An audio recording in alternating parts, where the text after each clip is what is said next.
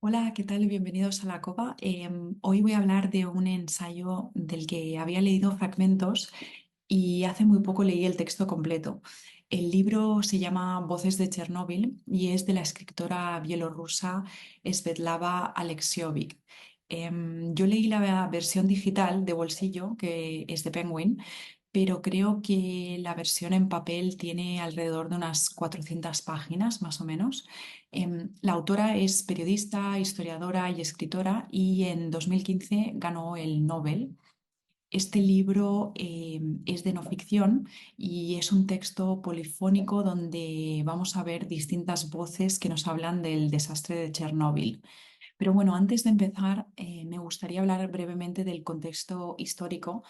Todo lo que aparece en la novela a nivel de tiempo es posterior al accidente nuclear que ocurrió un sábado de abril en el 86. Y la central nuclear a la que se refiere está ubicada en el norte de lo que es hoy Ucrania, que antes pertenecía a la Unión Soviética, que ha sido además, junto a Fukushima, considerado el mayor accidente nuclear y medioambiental.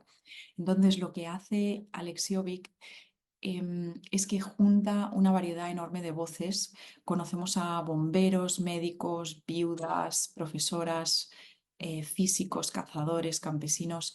Entonces se recoge el testimonio de hombres y mujeres, pero también vemos la mirada de los niños a través de ciertos adultos, ¿no? Entonces es un libro que tiene escenas muy duras y una de las cosas que más me impactó y que contrasta con toda esa crudeza son las descripciones que hacen estas voces con una prosa muy visual, muy colorida, sobre todo del entorno y del paisaje, lo que ellos ven básicamente después de que pasaran días, semanas y años de la explosión, ¿no? Bueno, y muchas veces todas estas escenas que vemos tienen una belleza espectacular.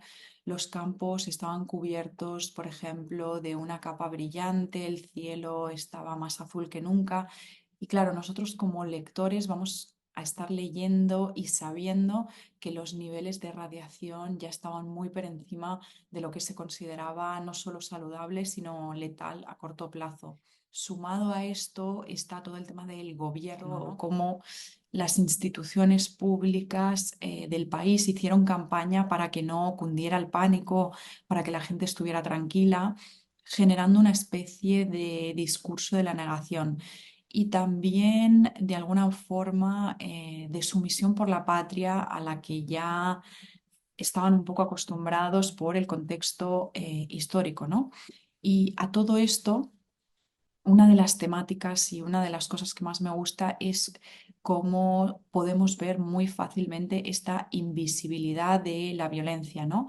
Aunque no hayamos estado ahí, no hayamos presenciado el desastre, la autora recoge tantos momentos que logra trasladarnos ahí, ¿no?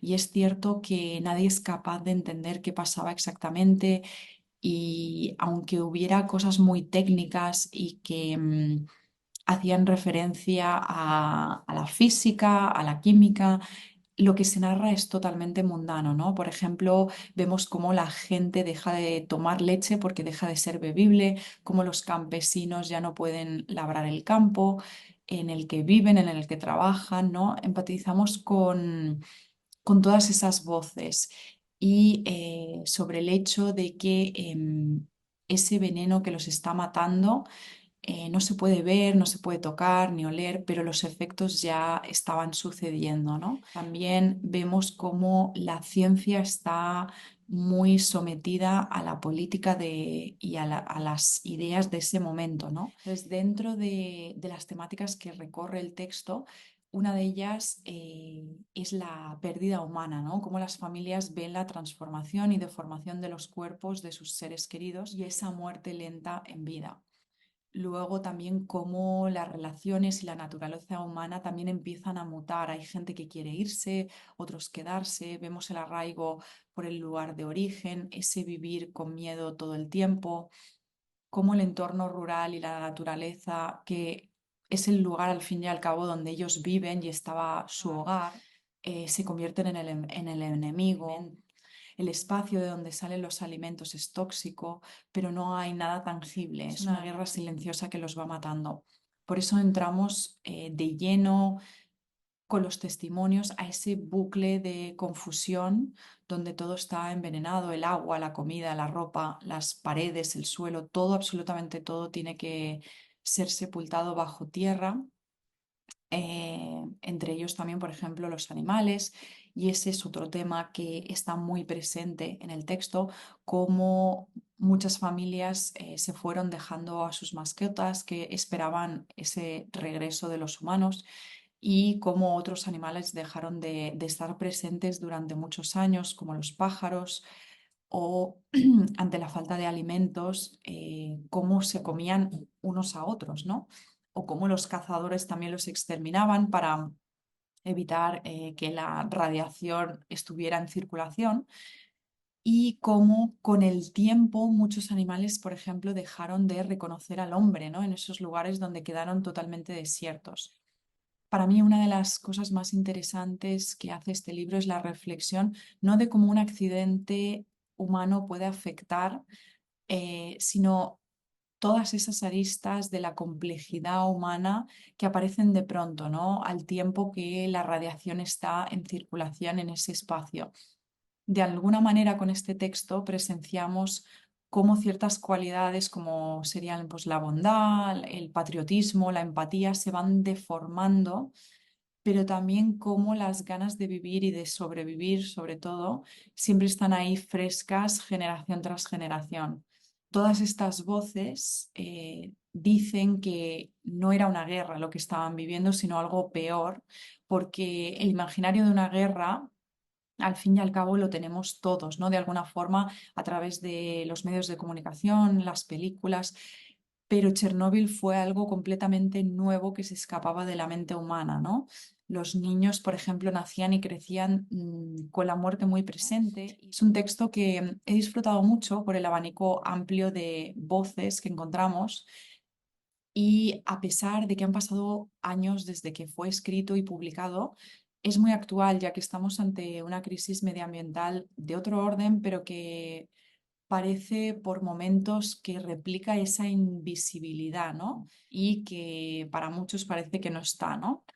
Entonces, otra cosa que me llamó la atención es que muchos testimonios repiten ciertas informaciones y en un primer momento me pregunté si es que la autora lo había pasado por alto, pero luego entendí que quizá también en esa repetición hay un mensaje y es que lo que los habitantes veían recurrentemente, las conversaciones que tenían entre ellos eran siempre las mismas. Entonces, todo ese amontonamiento se siente en el texto y creo que sirve para generar esa especie de sofoco que sucede durante la lectura. Y bueno, como para terminar, me gustaría leer dos frases que me parece que resumen muy bien no lo que pasó, sino cómo se sintió en el cuerpo todo lo que se vivió ahí, ¿no? Y dice así: tengo miedo de una cosa, de que en nuestra vida el miedo ocupe el lugar del amor. Y por último, lo que ha pasado es algo desconocido, es otro miedo, no se oye, no se ve, no huele, no tiene color. En cambio, nosotros cambiamos física y psíquicamente. Se altera la fórmula de la sangre, varía el código genético, cambia el paisaje. Pensemos lo que pensemos, hagamos lo que hagamos.